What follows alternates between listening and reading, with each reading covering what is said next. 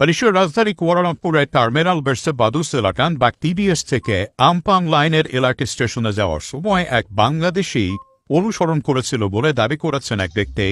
টুইটারে কুয়া এলানের একটি ভিডিও শেয়ার করার মাধ্যমে তিনি দেখান কিভাবে সেই বাংলাদেশি তার কাছে যাওয়ার এবং অস্বস্তি সৃষ্টি করার চেষ্টা করে। ভিডিওটি শুধুমাত্র টুইটারে এখনো পর্যন্ত অন্তত 12 লক্ষ মানুষ দেখেছে, প্রতিবেদন প্রকাশ করেছে মালয় পত্রিকা কসমো নিউজ। ভিডিওর সাথে ভুক্তভোগী কুয়া এলান লেখেন, এটি আমাকে কাঁপিয়ে দিয়েছিল।